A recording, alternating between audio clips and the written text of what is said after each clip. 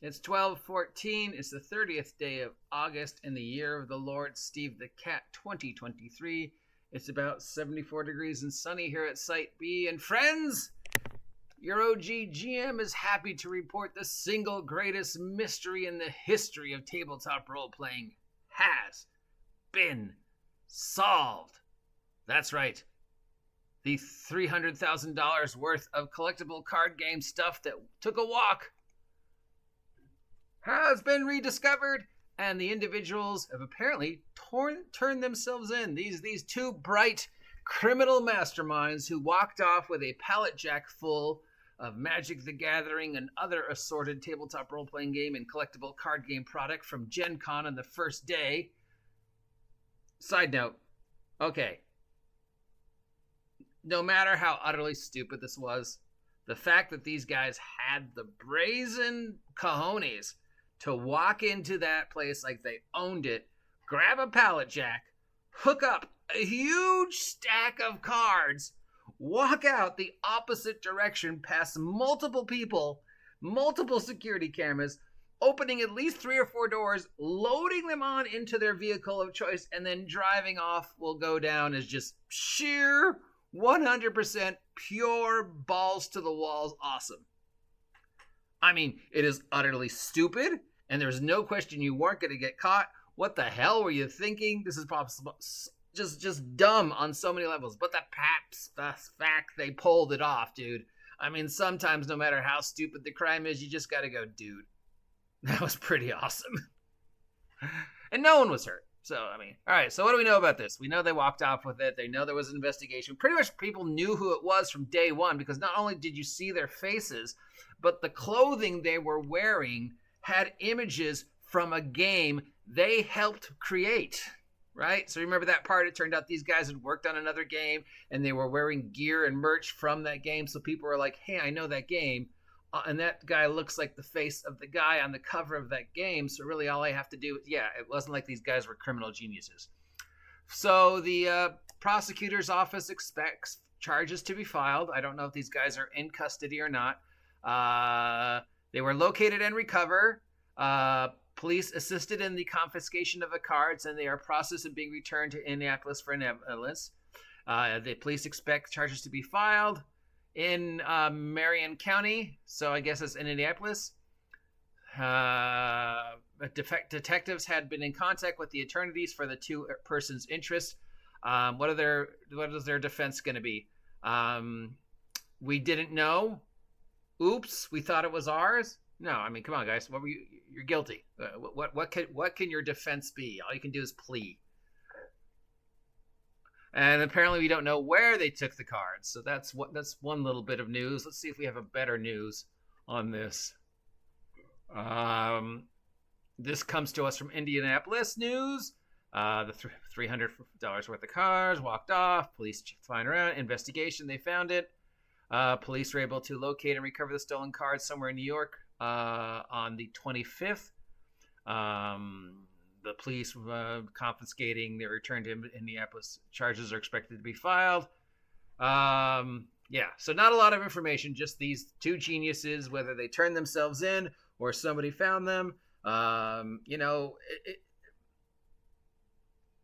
thing is, the boxes sealed were estimated $300,000 because you figure that's how much more or less it cost for the distributors of that pallet to purchase them from whoever it was. So we know a large portion of it was Magic the Gathering. So there are some other things, bits and bobs, and the estimated value of the entire thing, including the pallet jack, $300,000. But the second you open those boxes, the value goes down to the individual value of the cards.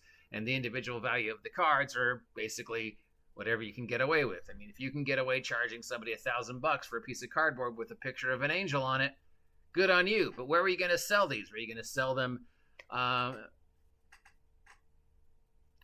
where hopefully nobody noticed? Are you going to sell them like one box at a time, one card at a time? Are you going to open your own store?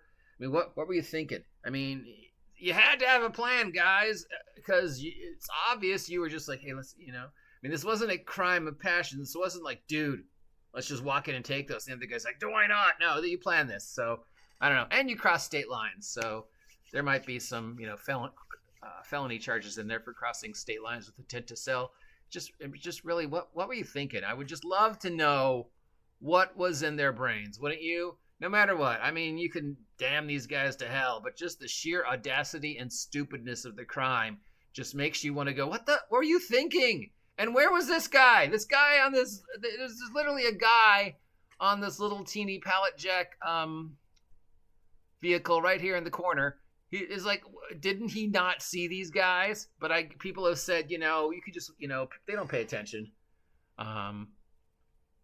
So yeah, just walked in, scooped it up with the pallet jet, walked out, pretended they belonged here, walked past individuals, walked past security, went through doors, went out to the parking lot, loaded it into their vehicle, drove off, and nobody went, hey, wait a minute, they're going the wrong way. Until whoever the pallet jack worth of cards belonged to went, hey, wait, where's my cards? And then they went to security and they're like, look at these two idiots. And then people put, by the end of Gen Con, they're like 80% sure who these two criminal masterminds were. So the fact that it took them 20 some odd days, I don't know. I mean, I know from personal experience here in Ventura, when people have stolen cards from Seth's and tried to sell them, they've been caught within 2 weeks, because there's only so many places you can sell the cards. And, if you walk in with a huge supply of cards after the store has called the other stores and said, hey, a bunch of our cards were just stolen, so be on the lookout. So, yeah, we've had that several times happen in Ventura over the years. And there's usually always the same 4 or 5 people. They'd get caught, they'd get arrested, they'd do some time, or they'd post bail or whatever. And with 6 months, they'd be at it again. Because for every time they got caught, there was 3 or 4 times they didn't. So I guess they figured it was worth it. And, all you got to do is get that one card that's worth, 1,000, 2,000, 3,000, and you get more than makes up for whatever. I mean, it's a stupid crime. There's no justification for it other than just the sheer audacity. So A+ for sheer audacity, F- for just in the ranks of crimes, in the ranks of shoplifting. This is just dumb. Just dumb. Did you not think you were going to get caught? You could just criminal. We're totally going to DB Sweeney out of here with these cards, Steve. I'm Dan. No, you were going to get caught. Anyways, hopefully that brings the story to an end, unless, of course, we find out what their defense was. Crime of passion. We didn't know. The sign said free. Dude, we were stoned. No, I mean, the best they can do is plead down, I suppose, to time served. And a fine? Yeah. That's it. I'm sorry. This is just silly.